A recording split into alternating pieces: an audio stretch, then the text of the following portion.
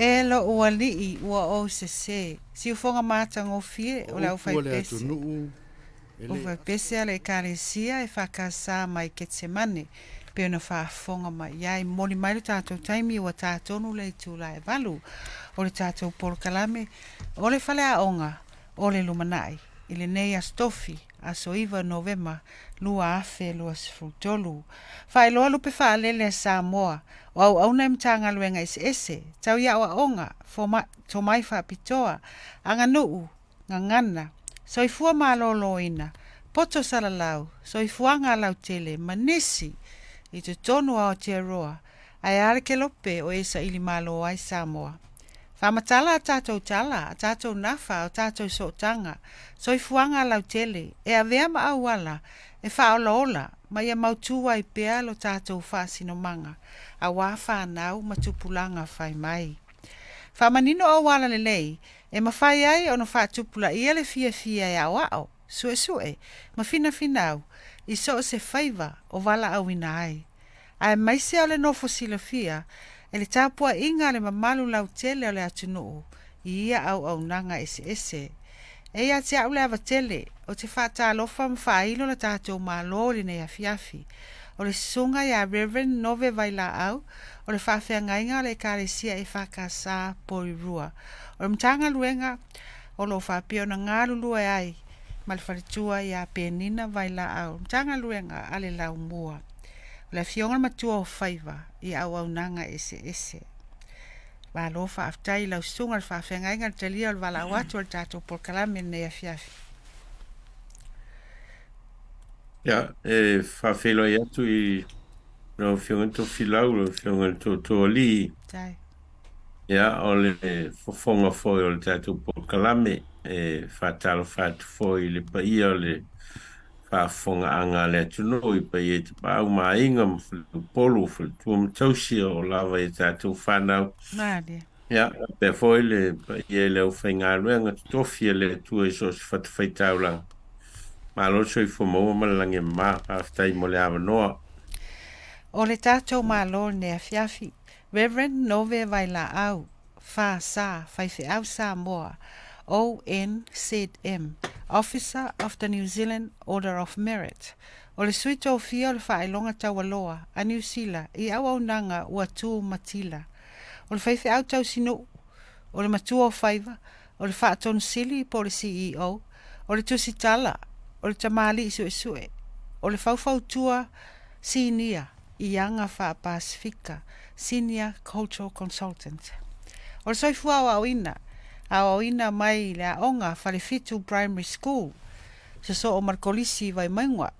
So o markolisi o Samoa. Se kolasipi Fiji Institute of Technology. Pia ona whawina mai ai. Ia ona urfale atu le kolisi malua.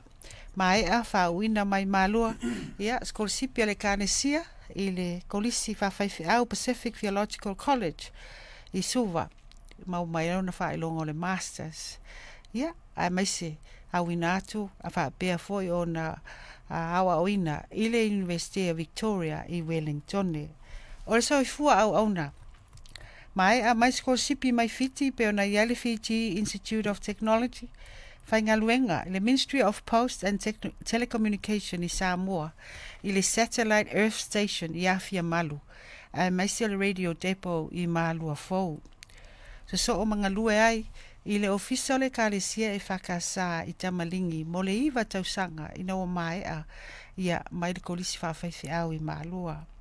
Tofia ina e a vea ma Vailaau tusi ao, a le kāresia EFKS mo le 5 tausanga.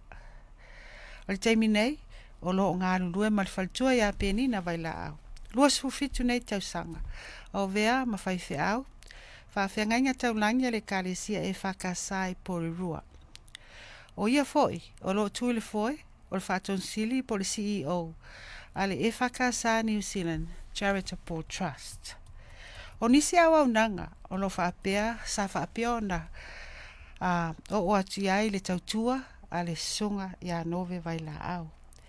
Sa avea matai fono o le nuclear free and independent movement, le tele o tausanga. Sanga lue fo i oi o le sui o le Pasifika. I te tonu o se tasi o whalaptu tonga ale World Council of Churches, pena iei Geneva. Sa avea i oi o le sui o le Pasifika, i le justice and peace and integrity of creation. Le units lea ale World Council of Churches. O ia leo rua i taitai fono Pasifika, moderator, sa whapeona iai, ngā lua le Council for World Mission i loni tona, lea na whaingoina mua London Missionary Society, la Mosa, Pasifika moderator. Ia, te leo tausanga o se fulu tausanga montupu, a vea mwhautua, i le malo New Zealand, e ala i matanga luenga ese, tanga luenga wa onga, matanga luenga social development, tanga luenga o tangata Pasifika. O nisi foi o matati a ausia, sa ia tusia, pa whaapea se tusi whaapea leulutala, Theology of Children, luafe ma le valu lena lo mia ina ai. Luafe lua sifulu, pena whaafonga mai, na mana ia ai nei Auaunaga, ele malo New Zealand, e ala i le ONZM, Order Officer of the New Zealand Order of Merit, for services to the Samoan and Pacific community. Luafe lua sutolu, aloa ia ai mtanga luenga o whainumera whamaumawina, Statistics New Zealand, mo ngā luenga, whaapea ona whautua malosi ai, le malo New Zealand, le whaataunu wina o lantusi ngai ngoa, ia o wale sao tangata Pasifika. Luafe lua sutolu, amana ia le ECE Awards, Pacific Leadership in Education. Luafe lua sutolu, amana ia Ministry of Education, Pacific Leadership in ECE Education and Curriculum Leadership Award.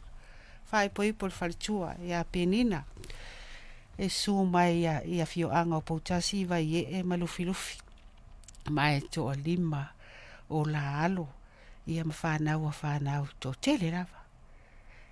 Welcome, sir. Su mai al tātou Paul Kalame. Leo whaafonga le atunu i le talaanga o lo soifua oka. Whaitau lava mwhaalongo ma le maufa. Whaafonga foi Samoa le maeu o lo tau mawhai.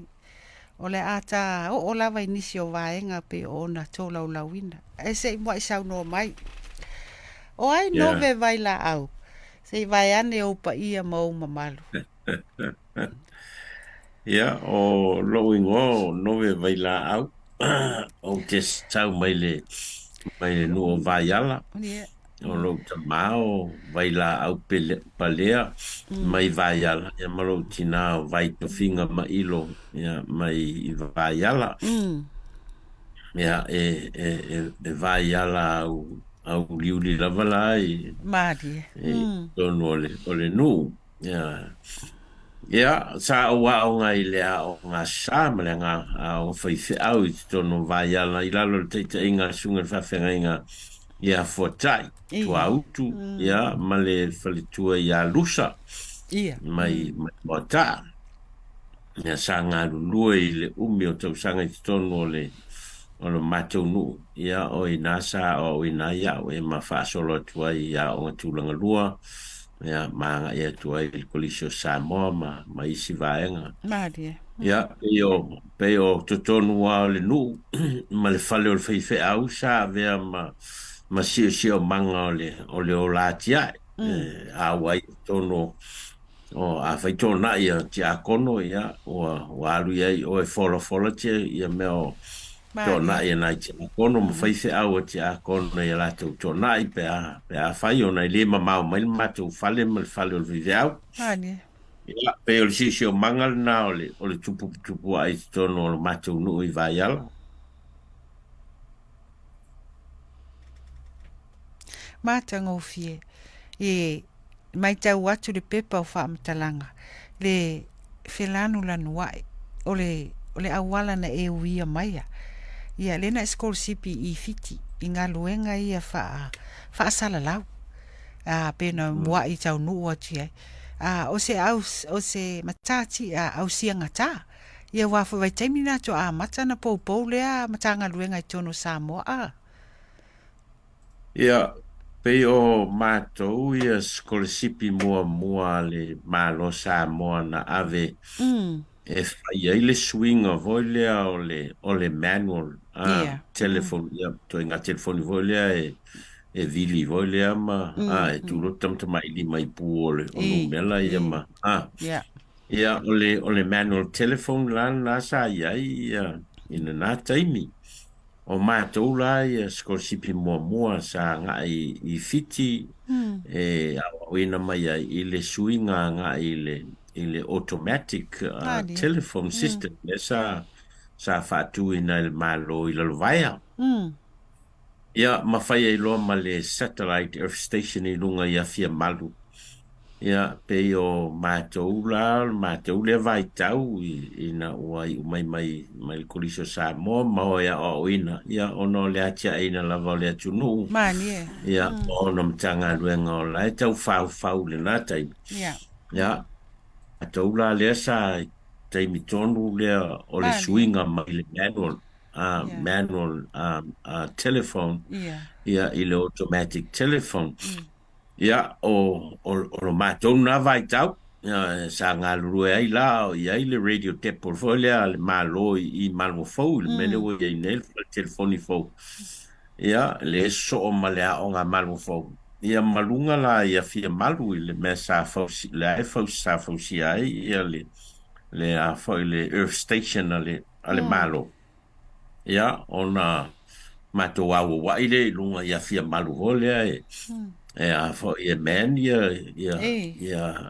por kalame ia lunga e o alama moia i lunga ia fia malu ia e va ai le station ho lea malona fangaso longa ono leua faonga ia satellite station ia ma satellite atunu o la e fe o i lunga lea ia e fai ai le automatic connection lea ma fafo ia pe o le vai taimi na e o te le whate usanga o ngalua i tono o le post and telecommunication department le malo ua fai se fesiri vaenga le peona i saunoa o le turning point o le atina i o le vaenga whateka na losi i le tātou atunu a le ana e mori mawina ma e ngalue ai o ana whiala na o ai lo mafau e te fia avea o e mawhai fia.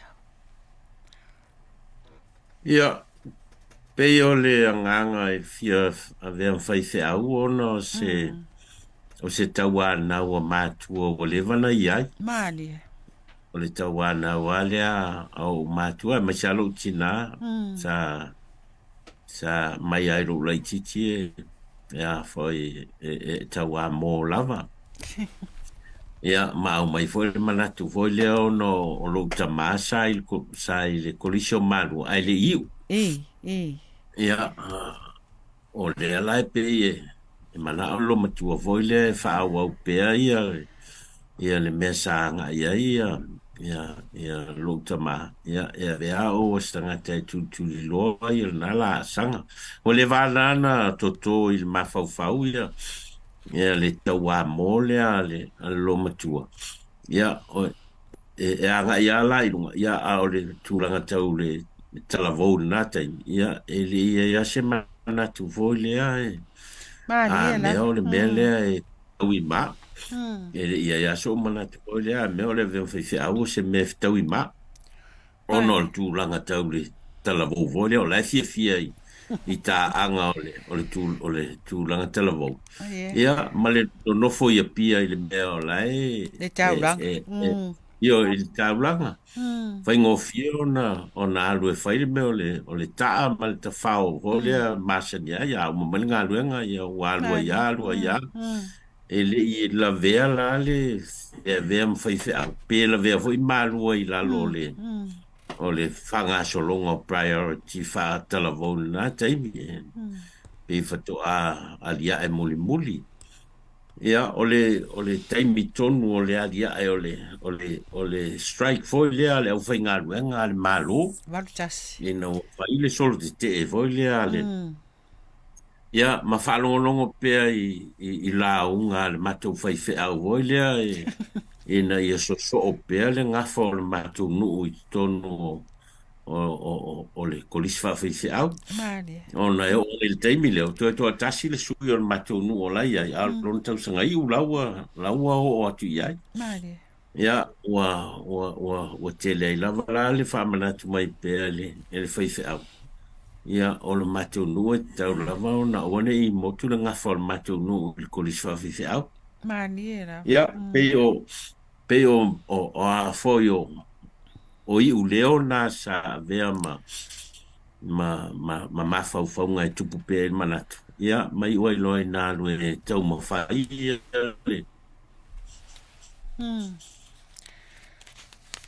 Yeah. La sanga mai la no apa mo tu monga tu lana. Ia, a wolo e faile la sanga leo o tatala mai o leo kolisi whawhai malu. Mali e lava. Pe ona whaafonga Samoa i le pepo whaamtalanga. I le soifua Auaunaga. Ia e mai se fōre soifua tautua. I lo wo atu ai tō whinga le kānesia. O le ana e ngā lue ai foi. I so whaatasi e kānesia i Geneva. I lo ne tona. Tūlanga whaapea. Sa iai se Faailoilo. I le amataina o lo soifua. Ua whauina mai mālua, skolasipi PTC, ia matūlanga whapena. Sa e loa atu le nā vai tau lea na avea ai oe masui, a ta ua sui o le Pacific region. I te tonu o nei units, e tau sia le file mū ma whautuaina tūlanga whapea. O kare te leo o le stepu na mawhai o na ausia. Maolo ausia e te ato e kālesia matūlanga whapena. Ia, whaftaile o le whafisili. Ia, whaftaile mo le whafisili a Tofia. O le mea mautino ai le ai. Ele iai se va ai nā taimi, le iai fo se Faailoilo. Mo au lava ia o le mafuaanga na una wai na ia o Auaunaga ia le au ina i le kolisi whawhawhiau i fiti. Ina o mamai mālua o te fia Faailoga. O te fia Faailoga i le kolisi whawhawhiau i mālua pe o le mitin na sa iai. O te fia alue sa ili mai ni o Faailoga o te sau te fia Faailoga i le kolisi whawhawhiau. Sa i wholo no ta inga mare miti na taimi Auaunaga. O te fia vea ma pule o le kolisi whawhawhiau i mālua. Mani e lava. Sa ia le miti lea o i lo ma whau whatangata o la ua o ina le kolisi whawhawhiau i mālua. Sa ia i lala langona na. Ia, ai pe ia mea foile e se abavo whaunga tangata e se foile whiwhiringa le atua i me whao ngai nai tātou. Mani e.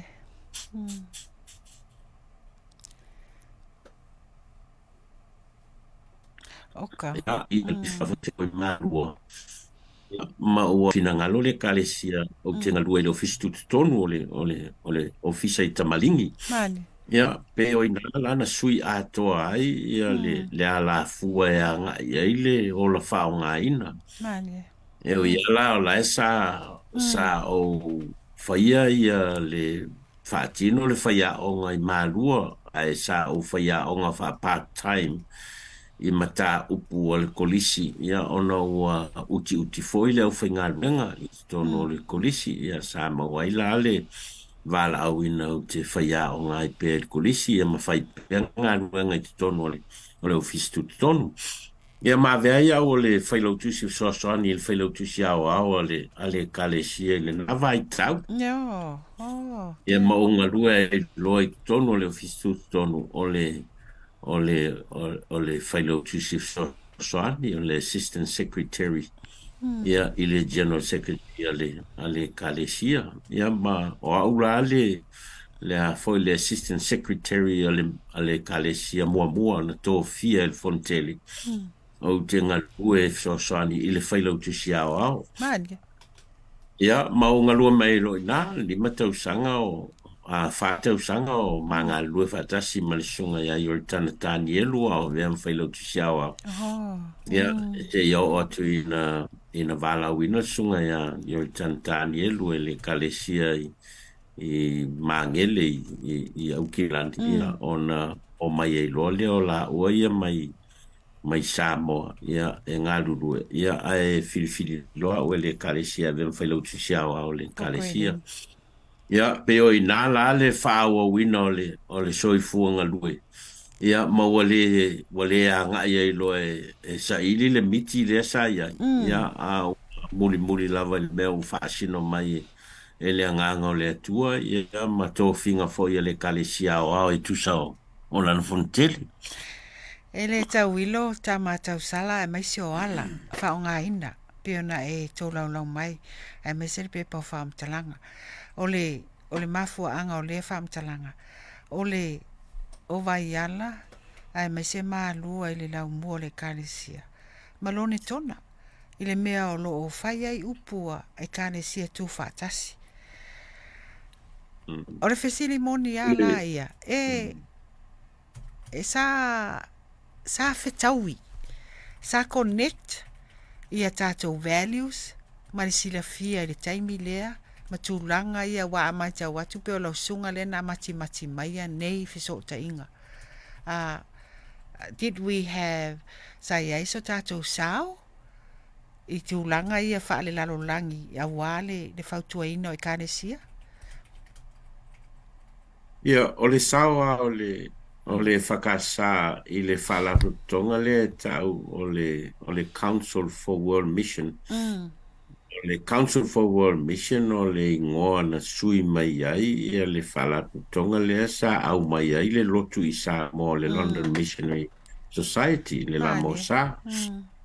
Ia matau lia whai na mata mailon tona le whalaputonga lea. Ia ma lato au ina mai ia lato missionary.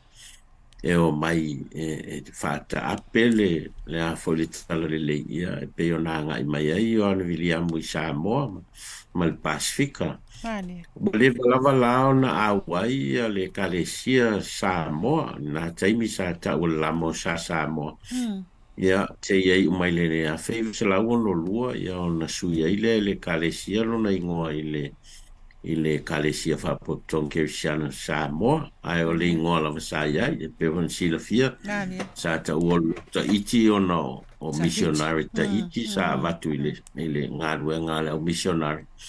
Ia mavea i o le lamo sa Samoa le ingoa sa iai se o lava ina sui le kalesia ina o tutuatasi. Ai o le sota inga lava ma le lamo sa o le sota inga o le vana iai. Pei o le whātina lea o le to ala whānau lea vai atu whaafonga lea tunu. Ia o le kalesia e whakasa i Samoa o le London Missionary Society. Ina o sui lalo na ingoa i le Council for World Mission. Ia sa Auaunaga ia sa o le kalesia le ngat foi na le awai ana fontanga. Ai sa Faailoga ia fontanga te tele ale whalaputonga lea o le whalaputonga e tu sa e valu regions o le lalulangi. E o mai ai o na sui ma o na kalesia o lo awai le ngata o tātou Pasifika. Ia pena foi ia Asia, pena foi mal Caribbean, ia ma Afrika, ma Europa, ma e o mai e kalesia ese o le sa fana na o mai o na ngā fa missionale la mosa. Mana ia. O la ia o fauina ia le whalaputonga la ia ta o le Council for World Mission. Ia malona office tonu lon tona. Tai. E o ane mai teimi o vea im Faailoga tusi sosoani.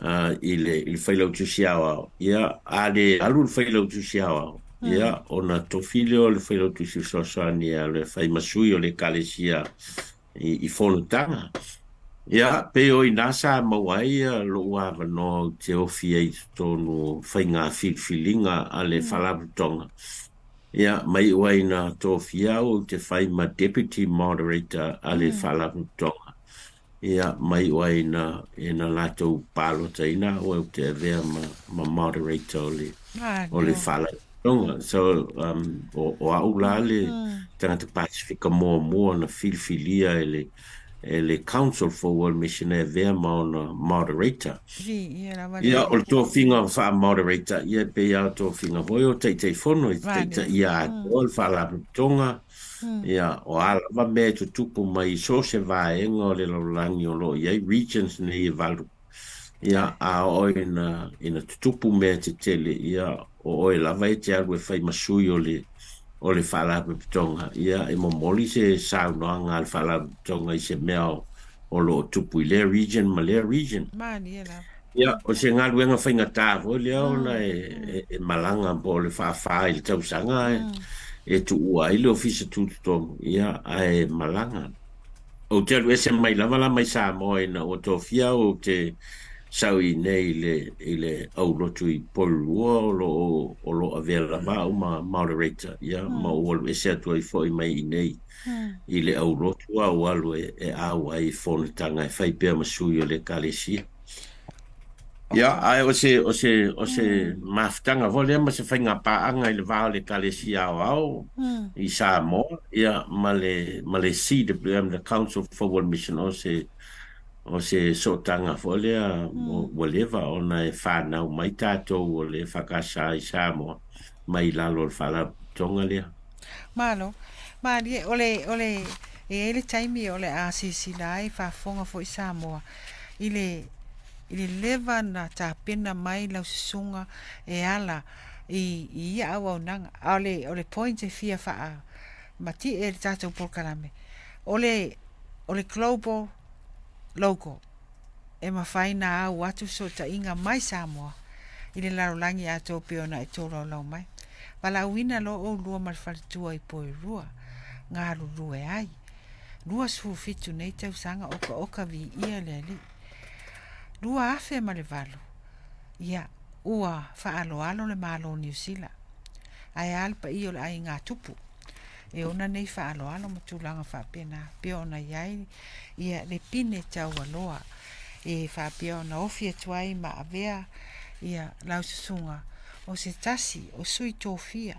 sui filfilia ale officer New Zealand Award of Merit ele titi lea Faailoga awa mai tauina e whapea ona tāpala u sosoani e mtanga luenga tele a New Zealand e sosoani ai ia o lo tūlata e lau sunga i nai Wellington e matulanga whapena e le o sila fia e Samoa e le tau selu atu ia matulanga whapea ai ole vai aso len tuanai na Faailoga ai foi le Ministry of Education e ala le ECE stats amana ia ai lau taʻitaʻiga o aʻoga faataʻitaʻi pe ona iai po fea po le toga po le niue po le lalotoga e iloa uma laususuga e totonu o le area lea le sector lea o le ECE o le aʻoga amata ua lea ua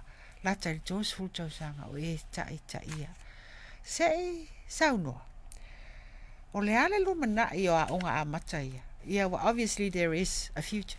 Ia matulanga whapea. O lo tai mua ai lau sunga. E whapea ona e whaamalo si au.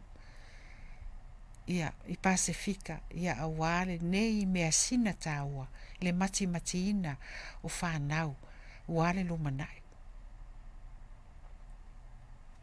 ia whaftai mo le saunanga to filau e te sofo le whakesili mo mauaiam penina e matele i o mai e whaisia o ngā mata ina ua ma e se mai Samoa ina ua Vaila'au atu leo lotu mateo mai e le isi so ma ua masani le field lea o ngā mata e le isi so ma ua me whaia o ngā oile i se sekta o meta wa o ngā i Samoa e pitai mateo mai le au lotu i le awhiu se lau i fitu o umale i unga le mateo au lotu le awhiu se lau i vono.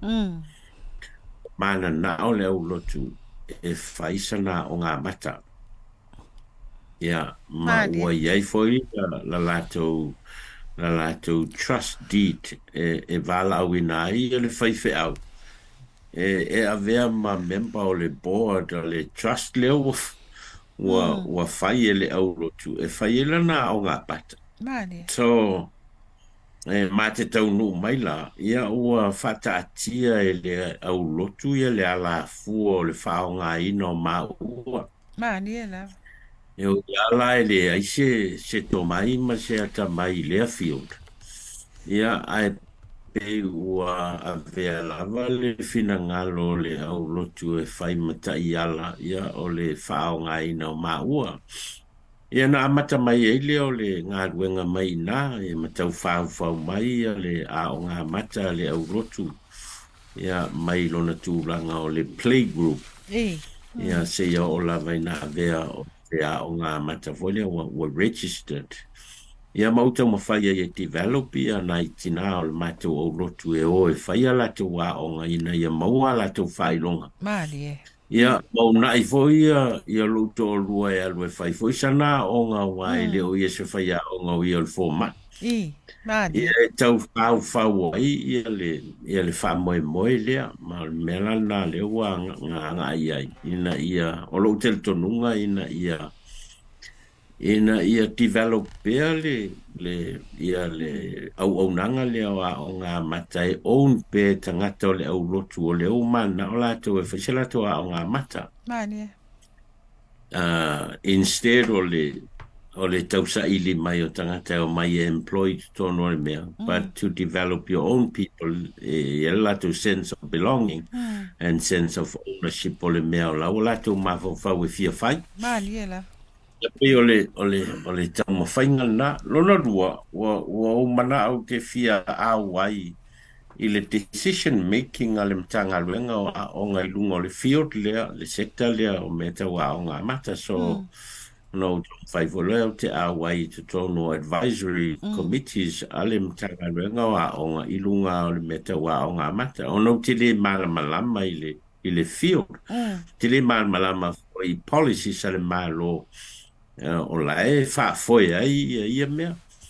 So, o i longtel tonunga o le alu i te tonu hole o te malama ai mea. Ia ele mwhailau na o whaia le mele o whinangalo ai le mato o rotu. Mane.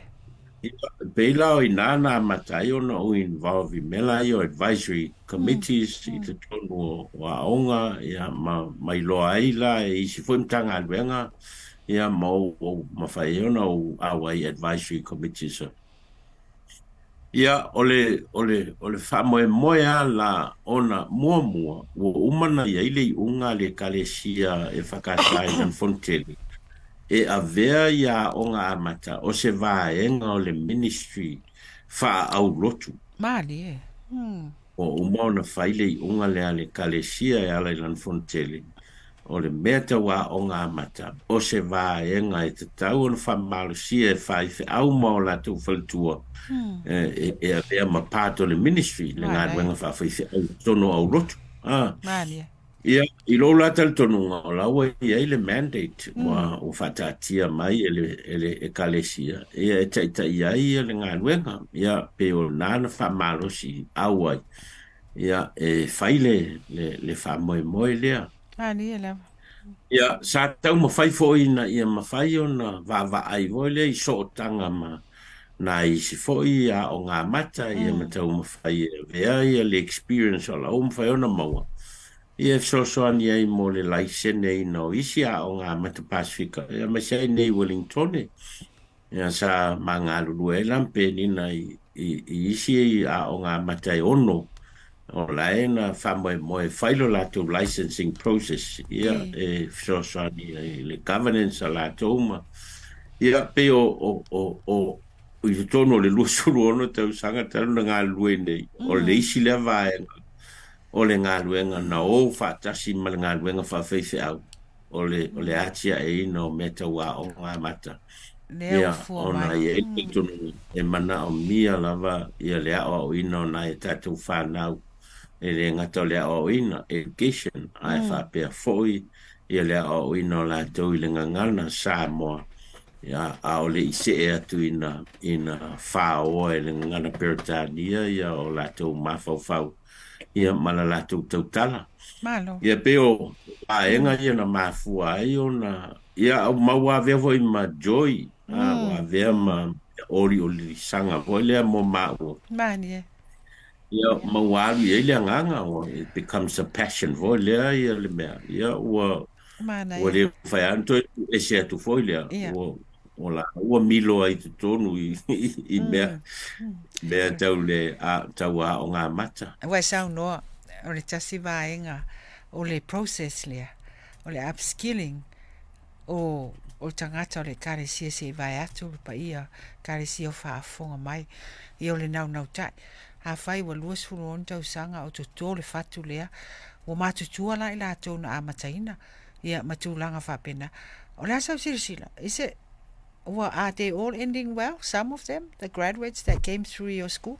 Your unga amata. O le to te leo whanau, o le mātou te ngā lua i le teimi nei e to e whaise mātou a o ngā mata e whakasa Porirua alumni. Nice. Ona o leo mātou mautinoa.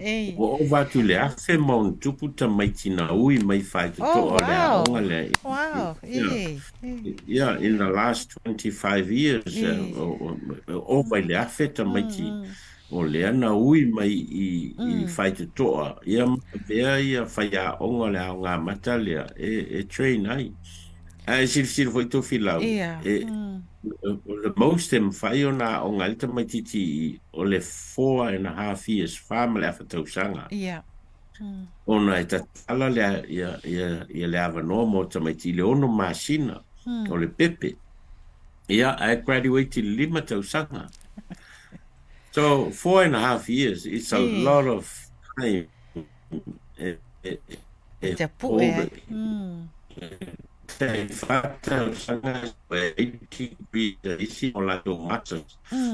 Whala e le timi e ti valo e te ngoli si o manga leo le aonga. Le whama le awhatau sanga. It's a lot of preparation. Mo le tama ma le teine prepare e lona social, lona literacy and numeracy ma isi mea o ma lona social competence e ofie te tono le primary. This is the foundation. Ho lea ole a ngā i atu o le tamaititi le si stepu. So le lai tau ma whai ono to telo tamaiti o le ngata i nei o mai i universite ma o ngā lulua i ngā luenga lei al malu. A le ho to e fo i mai. E wha o ngā o lātou to mai i te tonu o le lotu. Wow, ka mana ia. To tele o lātou le o to e fo i mai. Some of them o le o lātou runninga i le governance fo lea o le service provider le au lotu. O le i lea o ngā mātai lalo. Ia moa mai e Faailoga tusi me te utupe ma ia matu ia lātou le tele o ngā ruenga holia. E rana ia lātou, ia lātou service i tono lātou au lotu. A o hoi na mao. A la e tu le ia le o ngā i o lātou 5. Ia e whai e o se vaenga o le Auaunaga le kalesia. O se oso le lei. Oka vi ia le li. Whaafonga Samoa, tel tonu foi. O lo wha amu ia mai nisi. Ai tō tele foi nisi o lau whainga ruenga o lo whaapea ona au waima lau sunga ma le whalitua. I le ati nai. O lo whaapea foi ona lato a whaasa o ina lau saunoanga. I au wala ai maisi o le whaatupu. O anga tau sili, tau o ngai tupu mai ai soifua manuia. I tō tonu o tātou nuu whale kālesia. Tātou o mai lai i Auaunaga whaafautua I tono le malo. O New Zealand is a circular country. Matulanga whapena. E fwoi vaenga e maua I whapea I le lango ina. Ai peitai. O lo mai tau ina lau sunga manisi fwoi o Auauna. A le atua lo whapea o na ngā lulue ma soso le malo a wale a. O lo ia le whai tutua. Ua malama I la tau le au ngā o e kāresia ma ngā luenga o lo whaatino I tono o au lotu.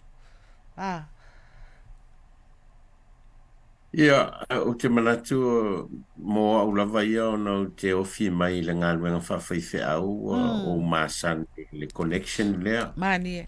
E le pāo le mālo ma le lotu. o la unga luenga sa unga lua i Samoa tūlanga o le Faailoga tusi au ia ma le fono e kalesia Samoa le mafitanga foi ia e kalesia le fono e kalesia le National Council of Churches ia o le sotaʻiga la ma le malo ia i leo se mea fou voi lea i aʻu ma loʻu olaga lue Malie lava. o laua fafau mai Samoa ma e foi loʻu teletonuga voi lea e lē tatau ona toso na o le pito laʻau o le ola faaleagaga Malie. e aunoa ma le vaai le aoao tetele o le soifoaga o tatou tagata le oa o mai Samoa i totonu o niusila me o to tele ala ona i tangata o le i tonu o le mātou au lotu. Ia, a afia i whawhita au li umalama whapena. Mai o le vāenga na nala i on mafua na o alu e pewhona o tāu o mua o na o le mātou a o ngā mata nala i ona o afia i te tonu o le Advisory Council a le Ministry of Education nei a mātou le self. Pe ona e rona ofisa i le hat ia o inala sa mata mai ai ona o involve i mei o advisory councils nga i whawhautua ina ia pūlenga whale mtanga luenga ia ona o le vaai mai la la tau voile le tā ua o le community leadership i tonu o community whapasifika ia o le sa vaai e po ai tangata voile mvai ona ia pe o aula le tangata sa avea matarget voile ia ma whai ai ona o awai ai i advisory councils la nei e whautua inga ia e peila le tanga luenga o aonga i le tu tau early childhood ia o le tanga luenga o le sata o MPIA Ministry for Pacific Island Affairs ia le vaitai o le sa ia Winnie Leipen i te tonu ia sa o la vela i le advisory council ia va pena ho le Ministry of Social Development pe o ministries te tele ia o la sa la te mana o mia ni sui o le Pasifika e avea ma o la te whawhautua ia pe te tonu la le sefulu lima tausanga sa o ngā lue ai te tonu o le vaenga la le ia to become a community representative vole i tonu o advisory councils ia e whautua ina mtanga luenga ia ma whautua ina o la te minister ia o se vaenga tele lea na mawhai e voi o na maualo malama i anga whale malo le ngata o le tūlanga tau le politics ale malo e al tūlanga tau le tamau a inga ma le vai ina whaso ina o a fo i o tamau a inga o le atunu ia maua vea ma mea o te fia voi lea o te fia malama i vaenga ia ia ono le environment lea ma si o manga o le no fuai ma o lai o tatu tangata whai mai i New Zealand ia ono i nae lea o whai mai ai e tonu whai ale malo e whai pule ia mau i nā foi lele tati ai le whasoa i no me tau tamau a inga tau tupe ia ale malo ia mai se foi lao le ai ina i se leo tātou tangata i le tūlanga tonu le whasoa le whasoa le malo i ala tutupe ina i a fia atu mani whawhita o li mani tōtunga o lo fea ngai mau tātou tangata voi le a lo i se leo o le community tati e le leo whaipule a wā lai e wha le la tumta upu i tonu o le parlemene a se leo communities ia o leo lao whaifeau ia pe o le si leo e amana ia voi le la tō ia ono o le teita ingo communities ma ulotu ma e kalesia ia pe o whaiala ma mea fia voi ia ia ina te le ngā ruenga voi e whaupopo mai lunga o ngā ruenga asani whawhaifea ia ai wole mwhaiau na tu ua no le manatu i nai o tātou tangata i nonu ese malo whaftai moni mawina lea vaenga malo sao tā ua i aua le momoliina o tatou anga tausili na ia whawhaingofie i aua e ese a lea o le vaenga le ese a iaranga nua Samoa ma se foi Pasifika ia o taitai lava o tsunga i whawhiangainga mwharitua o tatou mātua whaleanganga o i lea i ai le tatou leo malo whaftai i le tausiru atu lea vaenga nua afe mani valu na e tusi ai le tusi lea Theology of Children ole ale au ngole tusi lea e se le mana ia ole mata upsili sili mo whanau o se tau wha Samoa atu lea pea e sina tali pupu Ia, ole vai te mi tonu lava to filau le sa tau mawhai e le malo e tau fofole whaafita au li vole o le sawa i nau whanau. Mani e. A whai o e tau tō mana tu i tua sa i ele vai te mi o le sa reisa i i to tonu o le pale mene le whaafita le isu lea. O le sawa i nau whanau ia ma pei wā ngai ai le vaai o tangata Pasifika lea e tau la mua i le whaafita au li lea. Mani e. Ia ona a vea lea o le matanga luenga Ministry of Social Development e la tu te tau mawhai. E swhai se sua suenga pe moni o tangata Pasifika o se vaenga o le latu culture. Ma lo latu tentu nunga whale whatua tua. Ia le melea o le sawa ina o whanau. E o le whamoe moe na o le. Ia on whai ei leo researchers ma whai talanoanga o le ma communities. Ia o mai ei lo leo le Ministry of Social Development ina o tausa ili se siena te whaia le research lea. Mai le tuo le tuspa ia ma le mta upsisiri. Mani. O laua whai uma isi suenga. Ma o iei foi perspectives a isi suenga pe o le social, psychological, ia laua uma. Pate o le mera e fia iloa e lato pe mai le cultural and theological and biblical perspective e sa o le mele tua ia i tato. Mana ia, Ia, o le mela na la i o na whea mai ia o foi leo no se whautua ngā sisi foi theologian o le a tātou Pasifika o le sanga lue o se Whaia'oga i Fiti. Mani. Ia, ma au mai ela le pai ia e o mai mau te talanoa. Ia, o lela na la i o na whaile ia le suenga lea. Sa o whaia la suenga ia masaili foi ia nisi o uso a Faailoga ia i o lātou Faailoga PhD ia e lātou te whaitauina le research lea la au whaia ia o le ngā wenga la nana whai ia maavelo i le ministry ia na olo le ministry ia publish le ia le o la lawa i lunga o le website ia le suenga lea o mo na publish ia ma watu i lunga online available le translate la vai se atunu ia ai lua meta o la sa ma fai ona ma o suenga mo ele se cultural foi le perspective tan Samoa a me o le sawa i no la tu whanau is part of a culture mani ele se there's no evidence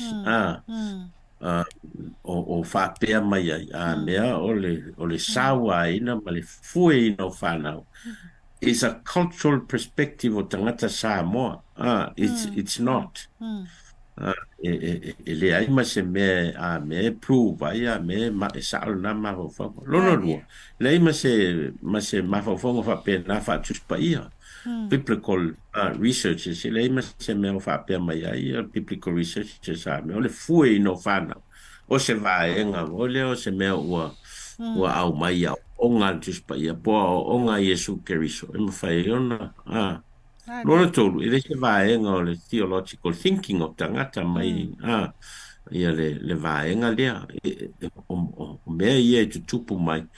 Ia ono le tau mawhai o lea whatutuanga, lea whatutuanga promote Malo. market lo na mafau ia tai pe on mafau nga lau Islam le ma le au Yeah. Muslim Yeah. le Yeah. tu boy Yeah. nei Pita ia wainga. ia a o ai na tu le le si va nga le me ia on falling ai le o se me la wa o mai Se mai mea te moni. mafau ta si sili a se tapo inga but it's not fa pena voi la le me le sa fai ai ole theology of children la ia e olona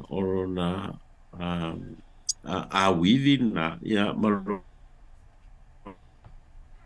ano fale na ole ele ai ele se there's no Samoan cultural perspective a mea e prove ai that ole fue no la tofana masawa no la tofana is part of a cultural disciplinary Mana. Malo. mandate nga nu mea o le mea na tau na whai o mai mātua Samoa mtanga Samoa ia fue la tofana we Malo. it's not right it's not English Malo le toa. Malo le sau no manino. Ia, pe whaafonga foi Samoa. Ia nau whaafonga Samoa. Ne ia inisi e Vaila'au mai. O lo maua i lunga o le upenga ta whainangi. A le Ministry of Social Development. Ia wha mau o le tusi lea. E matanga o fia pe asira sila ane iai. Lau a fionga matua o whaiva. O lo i lunga o le website o le title A Theology of Children. Ia. Ma lo o ano o le o mana publish le malo Ministry of Social Development ma tu ela to available for le mo tangata la tu te faonga ino te le ala o a foi o vaenga Pasifika i le field de pete utamaiti o lo la tu fa di liwina ia la tu ngana a me se la utonga mana ia te le yo tangata tonga la te li fa liwina ia ma vea e fai ma guideline o la tu foi tau ma fai ngolo fai mana ia le tau se watu le matanga o fio le tapenanga ia wa le vaenga le e suru fai mai ai Auaunaga le malo ai faafetailo toa ma le tapenaina o le vaenga o le masina o tuanai ia sa faapea ona faalawi loa mai ai le Charitable Trust a le Kalesia Metis Samoa i New Zealand saunoa le sunga le faltua o le tuaina malolo Dr. Lonise Tanielu lana thesis o le Kalesia o le nuu le a Samoa i te tonu a Aotearoa stasi o vaenga o Rantanua o laua fionga le matua o whaiva lau sunga le whaafenga inga taulangi o le taulanga aina o le CEO po le whaatonu sili a le EFKS and Trust ua se fulu for more than 10 years talo na whaatuina le vaenga se isau noa le role te le ua tu whaatasia ai le Kalesia i nei e ala i le Auaunaga ia wa mo mawina fo inisi o Auaunaga o lo whapeona e tai mua ai Taito filau i le fesiri. O le taimi o le whaamanatu ina o le 5 sanga o le e Kalesia e whakasai te tono New Zealand.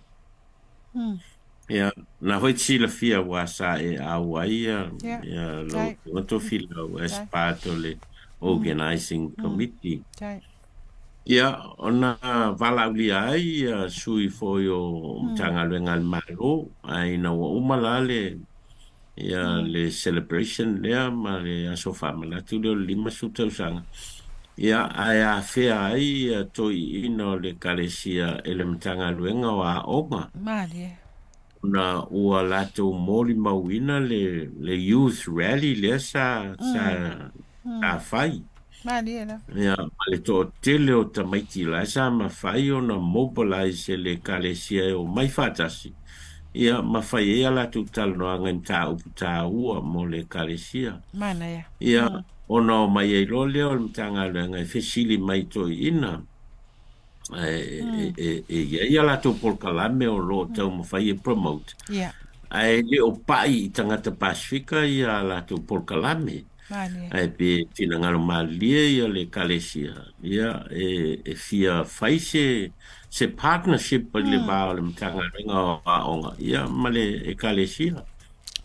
Ia o na talia le to ina vai te mina o sto ino popo sua ia o sunga ta vita tau le alo ia o sunga ia yo tantanielu ia sunga ia lucky slate pe o vai tau le o nai to ina ia ia o le sa fea ngai ma le sa vali le mtanga luenga ia ona I oe le o to ina o fai aile nga to ina ile sa vali Ia ona tau Faailoga leo to ina tau saili po ia fai le mele o mai ai le malo. Ia o teila o mai le ta sanga to ina te mali o te latu tai le la sanga le mamla mala tu pe ho fena fai. Maliela. Ia pe o inala na lai ona o walu I totonu o le mea lea. Ia ma establish ai loa la le trust separate mai le kalesia. Ia ona o ngā luenga o le la fai tau ona govern le I lalo se trust. Ia ma le la fai lo le trust la le ia mta ua lo le FAKS and se trust incorporated I tono New Zealand. Ia ma au mai loto I ina umai to sfulu to ina umala pulenga. O la to le board. Board la na o la to wifi ia umatonu o le trust.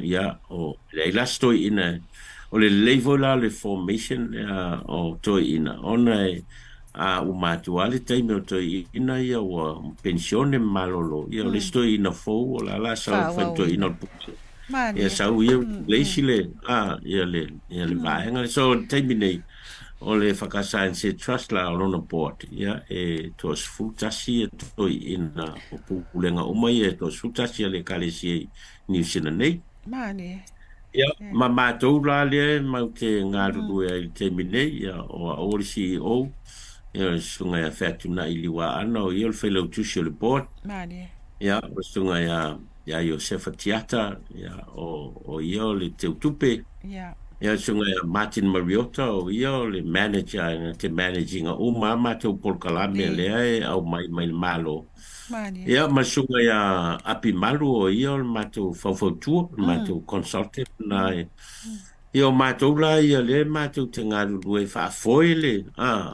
mato le management ia ma fai mato negotiations male malo ia I services mawhai ona whai. Terminei la o lo whai le matou whiangainga ma le matanga luenga o Auaunaga.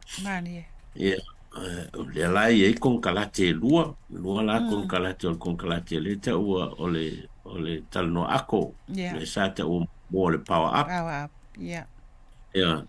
Ia ma le reading together.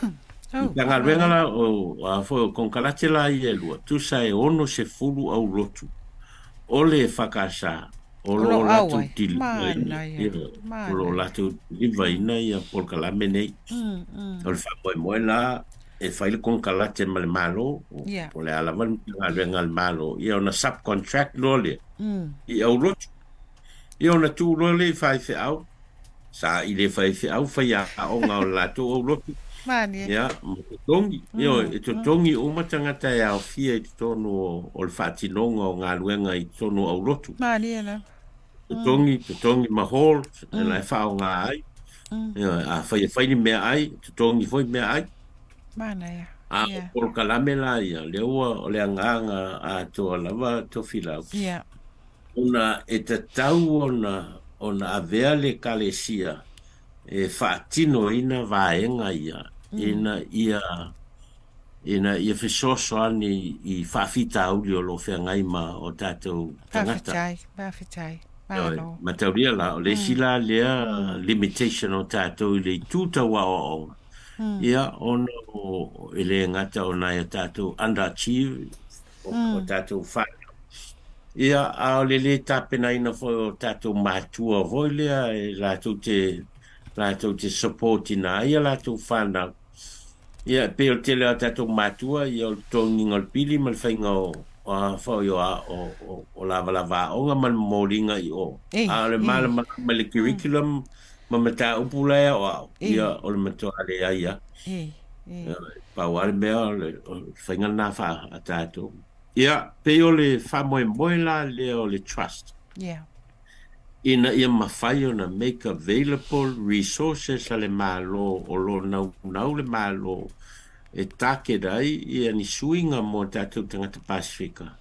Ma avea le network lea o au lotu e fitu sunma le lima, fo fitu sunma le lima nei au lotu le whakasha. i New Zealand. E mawhai ai o na whaatino i a ngā ruenga nei.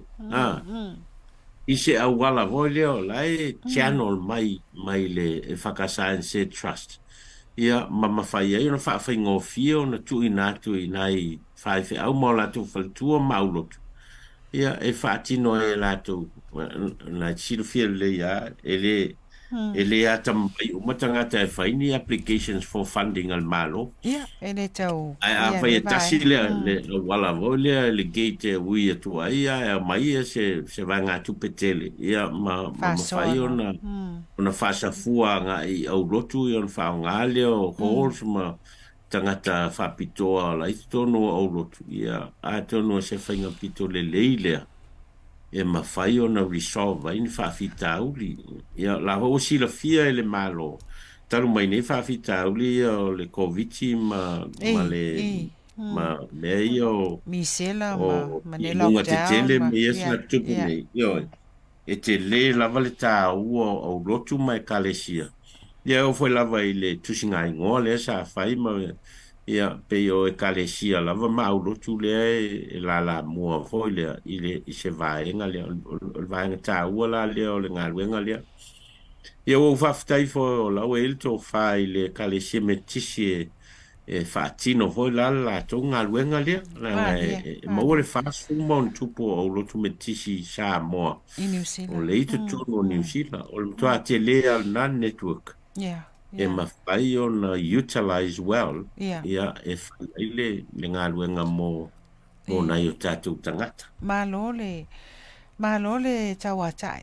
E le tau selu atu wha pia foi na wha fonga Samoa. Sila fia foi Samoa. O le masina utuana i le sa whatal noi nai le fionga tai fono le charitable trust le kalesia me ti Samoa New Zealand. Le fionga le sea ia sunga le wha whiangai ia committee tau mawhai committee. Ia na wha pia foi na sau noa mai vaenga ia wa e sau noa iai. E le po mala i nisi fo i o sau noanga ma nisi fo i o manatu wha pia i lelei ma lelei o le role o le kalesia ia matulanga wha pia o le elo fatu le wa ato le tula o tātal noanga ai pe atu sai malo fina ngalo ai lama le tātal noanga ia loma tātal noanga le vai aso o mua i le urutala pe ona sau noa iai o le ale matawhai o ia le ai kalesia ma le ala ai o tangata Samoa i nu ese ia wai sa o le ia lau sau noanga tal noanga i lunga upenga ta whailangi i lunga i mele o le lotu le tele i natali mai ia tātou tangata a whai wonus futau sanga o le kalesia a whai wonus futau sanga o whatuina ia nu matau mawhai ma le wo o tūlanga li lei pe o na tūla i mai ai trust nei ia o na ina Samoa i lau whaafonga a le tār waso mua na whai tār noanga lea ma le sunga i whaafiangainga o na wā tōle tūla ma o fwoi se malolonga whaafonga soi Samoa a le afiafi lava ia le nei o la matou wha alo mo lau sunga o le porkalame o le FALEA'OGA o le LUMANA'I. It's about successful Samoans. Sir, you have made us very proud Samoans. I lau oe Auaunaga, matulanga pio na e whaasoa mai ai, mai lava le Vaila'au o e ta moe ane se utulou i nai vai maunga Ia o tamo taulanga, tamo tau, ia matulanga whapena. Me ele loto. Ono tūlanga ma mea ua mai tawina mori mawina. Whawhetai. E tele o alo lava i le ato le niu. O lo e fie whasoa mai. O le anganga le whawhetai. A le vai asfou, ia le a whaatala no ina le vaenga lea. O le a le matawha ioi a le kalesia. Mo le alala ai o tangata Samoa i New Zealand. What is the role of the church in diaspora? O mana o mia pele mana o mia. Sauni mai le vai asfou. Alo sunga le whawhiangainga. O le mātou toi fasili. E mai whea lau tangata. E tele fefe. E le alo mata. Ia, matulanga piona e ausia. Ia, as you were talking, ale tate mawhau whapea. Amu ia tātou. Ia, peifu na ie nisi o lupe whaalele. Ia, asi pe, o le asina tali nja, mai whea lau tangata. Ia, a tonu Tofilau e tofu a tātou ma whamarianga mai lea tua mea e mawhai ona whatamau ai ngā ile soifua ngalue ma le soifua tautua. Amene. Wai e leo stangata voilea e outgoing ia lo o langa o laititi mai e pe e tele voilea na o alo voilea i mea e tele fie tu voi lumo tangata ma ia a te wa tele mea wa tula ia Iwa vele ngā ruenga whawhai au. Iwa vele ngā ruenga whawhai au ma lea o oina i le tūlanga whātaitai. I le taita inga o e kalesia ma aurotu e se e o lava i le iai tono o fontele ma vea Faailoga tusi au le kalesia.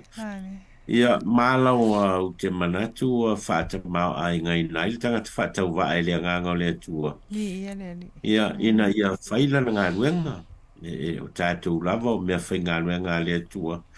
O lea se mea wo ia li tātou ngā whatia. Ia a whai e whao ngā ina tātou ma tau a ngā ina tātou e lea tua.